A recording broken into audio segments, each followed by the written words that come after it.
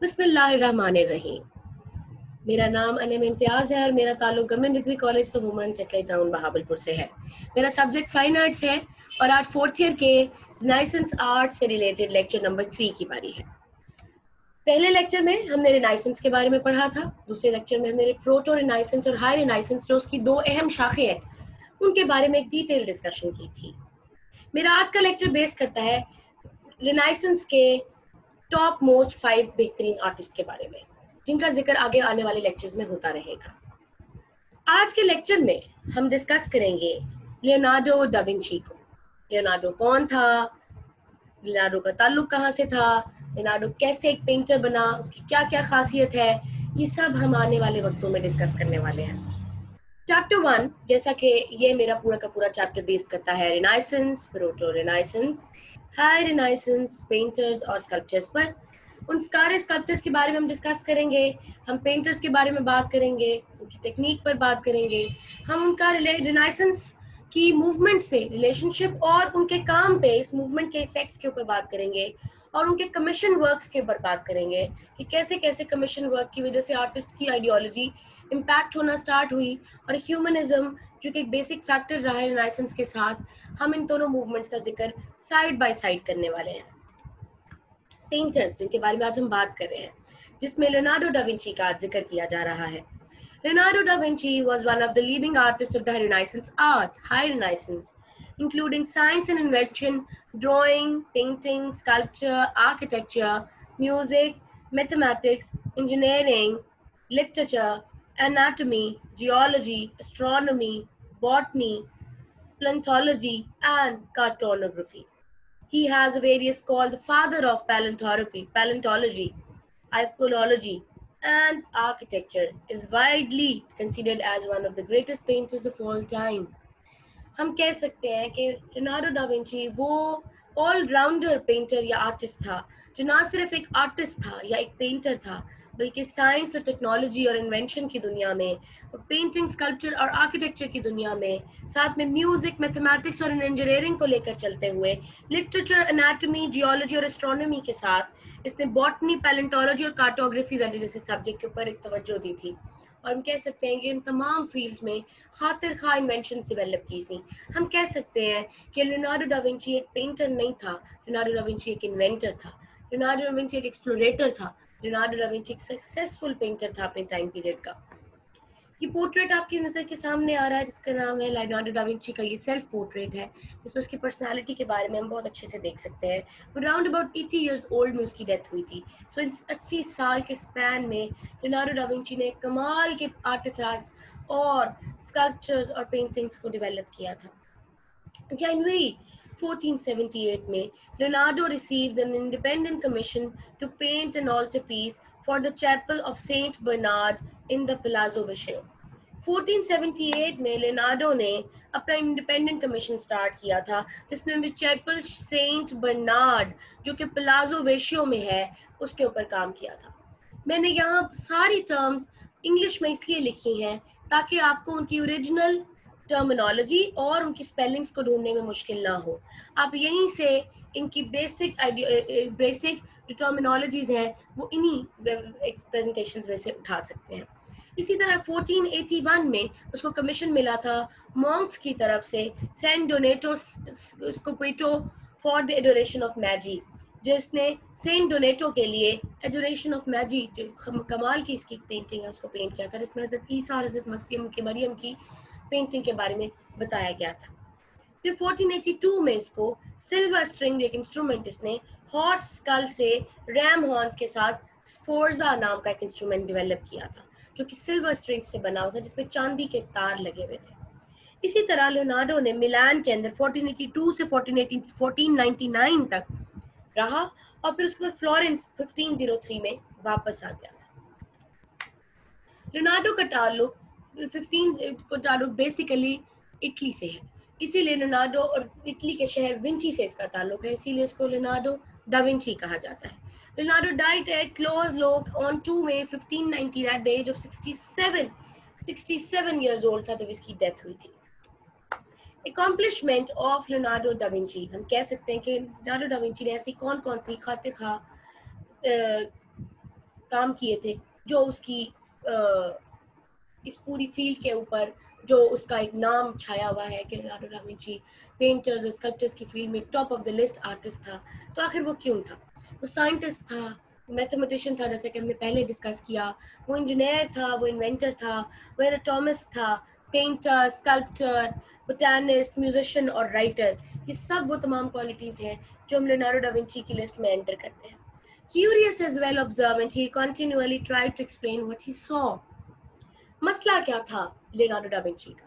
Basically Leonardo da Vinci की ideology ये थी कि वो जो देखता था वो उसको पेंट करता था। अब उस देखने में उसने सितारों के इल्म को भी हासिल किया, उसने शिप्स भी डिज़ाइन किए, उसने इन्वेंशंस भी की, उसने एनाटॉमी स्टडीज़ भी की, उसने एक बच्चे को माँ की फीटस में या यूट्रस के अंदर बच्चे की कंडीशन कैसी होती है उसके ऊपर ड्राइंग्स बेस की, जो मैं आगे आपको लेक्चर्स में दिखाने वाली हूँ। इसी तरह उसने ह्यूमन फिगर्स के ऊपर, ह्यूमन एनाटॉमी के ऊपर, तमाम जितनी भी चीज़ें जो वो देखता था उन सब चीज़ों को उसने ट्राई करके उनके ऊपर एक्सप्लोर करने और स्टडी करने की कोशिश की थी। Because he wrote down and sketched so many of his observations, we know that he was among the very first to take a scientific approach towards understanding how our world and how we see it. हम कह सकते हैं कि उसने ये लिखा कि जो कुछ वो ऑब्जर्वेशंस थी वो सब ऑब्जर्वेशंस उन ड्राइंग के साथ, मैं आपको भी ऐसी ड्राइंग्स दिखाऊंगी जिनमें आपको उसकी ऑब्जर्वेशंस लिखी हुई नजर आएंगी। We know that he may saw the first one to take the scientific approach, और इसीलिए उसने आर्ट के अंदर भी साइंटिफिक अप्रोच अपनाई। उसने फीटस यानी ह्यूमन फीटस को डिस्कस किया, तो उसने साइंटिफिक अप्रोच या ह्यूमन एनाटॉमी की अप्रोच को लेते हुए उसने बाकायदा उसका पेट चाक करके एक औरत का उसके अंदर एक बच्चे की कंडीशन को देखने की कोशिश की थी। ये भी सुनने में आया था कि तमाम मरे हुए लोगों के ताबूत खोलकर वो उनके बाकायदा बॉडी पार्ट्स को स्टडी करता भी था और अपने स्टूडेंट्स को सिखाता भी था। He has been into all these works क्योंकि उसका सिर्फ मकसद एक्सप्लोरेशन था।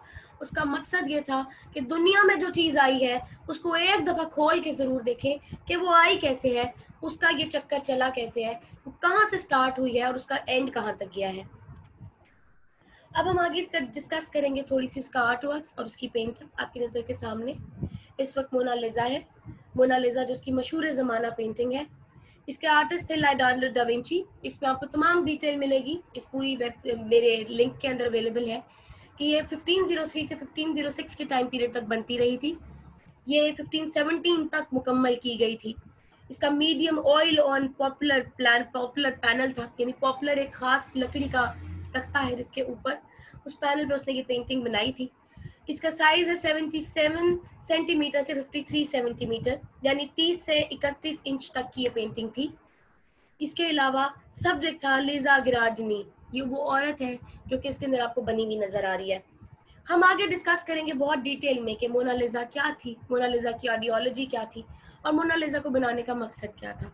लेकिन इस वक्त हम आपको इस पेंटिंग में पीछे एक खास किस्म की टेक्निक के साथ अप्लाई हुआ एक अदद लैंडस्केप और फ्रंट पे बैठी हुई एक खूबसूरत औरत आपको दिखाई दे रही है जो कि उस दौर की फ्लोरेंस वाले टाइम पीरियड की खातून दिखाई गई है।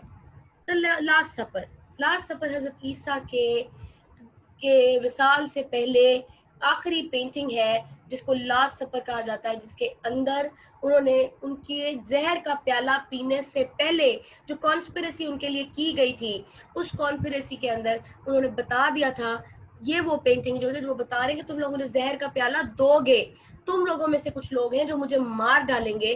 तो उन लोगों के एक्सप्रेशंस जो हैं और उन लोगों की जो आपस में सोच है वो सारी पेंटिंग के अंदर वाजे की गई है। ये हज़रत ईसा और उनके 11 अपोस्टलीज दिखाए गए, अगर आप काउंट करें तो 6 लोग एक तरफ हैं और 5 लोग एक तरफ आपको दिखाई देंगे। ये वो तमाम उनके 11 वो लोग हैं जो उनकी डेथ में शामिल थे और वो कॉन्स्पिरेसी के अंदर उनका हिस्सा थे। उनके साथ आपको हज़रत मरियम भी नजर आ रही होंगी। वो तो हज़रत मरियम को भी वो लोग बता रहे हैं कि किस तरह से हज़रत ईसा इस बारे में बात कर रहे हैं। एक बड़ा ही मूवमेंट वाली बड़ी डिफरेंट सी पेंटिंग है जिसके अंदर इस पेंटिंग को डिटेल में हम आने वाले लेक्चर में डिस्कस करने वाले हैं ताकि आपको अच्छे तरीके से अंदाजा हो जाए कि पेंटिंग का फॉर्मल एनालिसिस कैसे किया जाता है। लास्ट सपर इसका नाम है, 1490 जूलियन में ये बनी थी। डायमेंशंस है 460 सेंटीमीटर्स टू 880 सेंटीमीटर्स और ये लोकेशन है convent of Santa Maria delle Grazie in Milan. ये पेंटिंग इस वक्त मिलान में ये वाला म्यूरल अवेलेबल है। ठीक, एनाटॉमी एक बहुत अहम फैक्टर जिसको हम आगे डिस्कस करने वाले हैं कि आखिर एनाटॉमी ड्राइंग्स क्या थी और लियोनार्डो का एनाटॉमी ड्राइंग्स को बनाने का मकसद क्या था. The detail with which Leonardo da Vinci observed, recorded, drew, documented his medical findings set an example for researchers and medical practitioners for centuries to come. हम कह सकते हैं कि लियोनार्डो डा विंची की ये जो एक्सप्लोरेशंस थी कि वो बकायदा बॉडी पार्ट्स को कट करके देखता था कि इसके अंदर का स्ट्रक्चर कैसे बना है, मसल्स कैसे बने हैं, बॉडी में अंदर ढांचा कैसे बना हुआ है, ये सब की सब फाइंडिंग्स उसकी आने वाले रिसर्चर्स और मेडिकल प्रैक्टिशनर्स के लिए एक बहुत बड़ा असासा थी. इसके अलावा to zealous with which Leonardo searched for answers set an example for all the world. हम कह सकते हैं कि वो एग्जाम्पल सेट की थी लियोनार्डो डा विंची ने, जिसकी वजह से आने वाले लोगों के लिए रास्ते खुल गए थे कि रिसर्च करने का तरीका ये भी है, चीज़ों को देखने का जाविया ये भी है. लियोनार्डो डा विंची ने ह्यूमन बॉडी के ऊपर एक बहुत खूबसूरत ड्राइंग बनाई थी जिसकी डिस्कशन हम आगे करने वाले हैं, जिसके अंदर आपको एनाटॉमी ड्राइंग्स उसने दिखाई हैं. उस ड्राइंग पे पेन एंड इंक है, उसका नाम pen and ink with wash over metal point, ठीक है, ऑन पेपर. 34.6 सेंटीमीटर उसकी डायमेंशन है, तो 25.5 सेंटीमीटर का. जैसा कि हमने पहले डिस्कस किया है लियोनार्डो डा विंची के इस एनाटॉमी ड्राइंग के बारे में, जिसका नाम है विट्रूवियन मैन. विट्रूवियन मैन के अंदर एक आदमी को बकायदा उसके दो डिफरेंट पोस्चर्स में दिखाया गया, जिसके अंदर बेसिकली हजरत ईसा को किस तरह खड़ा किया गया था सलीब के ऊपर. ये बेसिकली उसकी थोड़ी सी एक डिटेल ड्राइंग है. ये उससे कनेक्टेड है लेकिन ये वो नहीं है, लेकिन उसके बावजूद भी एनाटॉमी में बेसिकली उसको स्टडी करने का मकसद था. The proportion of the human body according to Vitruvius is a drawing made by Italian polymath Leonardo da Vinci in about 1490. इस ड्राइंग के अंदर उसने ह्यूमन बॉडी को विट्रूवियन स्ट्रक्चर के ऊपर रख के देखा है. Depicted a man in two superimposed positions with his arms and legs apart and inscribed in a circle and square. Basically बनाने का मकसद क्या था, आदमी को दो पोजीशंस में दिखाया गया है. अब जैसा कि आपके सामने है उसकी क्या नाम होता है, आप उसके एक आदमी को ठहरा हुआ दे सकते हैं दो डिफरेंट पोस्चर्स के अंदर, जो टू सुपर इम्पोज पोजिशंस है with his arms and legs apart, यानी उसकी आर्म्स और लेग्स की दो डिफरेंट पोजिशंस है. सिमिलरली आप देखेंगे कि आपको एक आदमी सर्कल में ठहरा हुआ नजर आ रहा है और बेसिकली दूसरा जो आदमी है उसका पोस्चर स्क्वायर में है. ये उसकी स्टडी थी जो एक inscribed in an circle and a square की एक खास डायमेंशन थी जो उसने डेवलप की थी.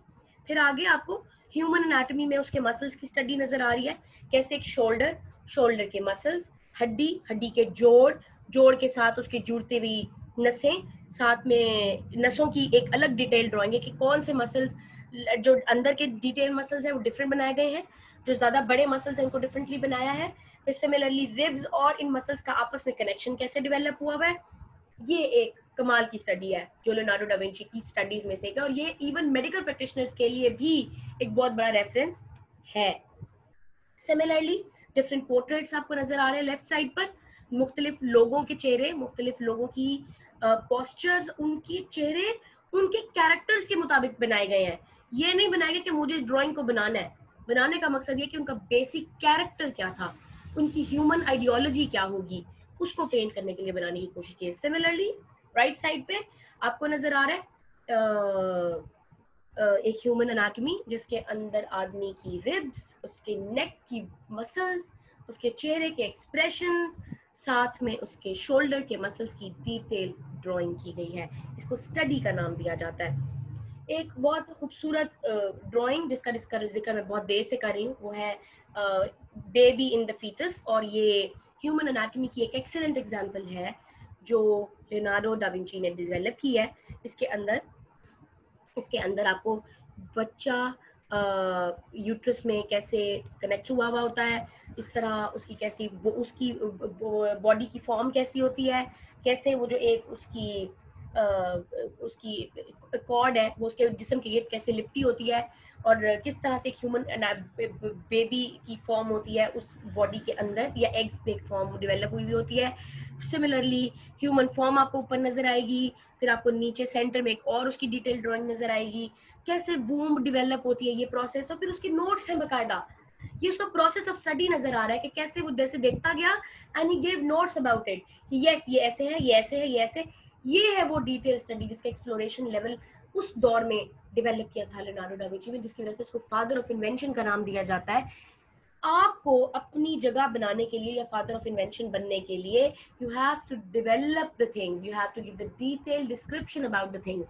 और लियोनार्डो डा विंची ने अपना हक बहुत अच्छे तरीके से अदा किया कि आज 1490 राउंड अबाउट 2020 इन 700-800 साल गुजरने के बाद भी we are still learning him and we are taking him as an example to study more and more. That's the best part as an artist. Thank you so much. हम इसकी detail discussion के बारे में अगले lecture number 4 में discuss करने वाले हैं. So do listen to lecture number 4 regarding Leonardo da Vinci की detailed drawings and paintings का formal analysis. Thank you so much. See you in the next lecture.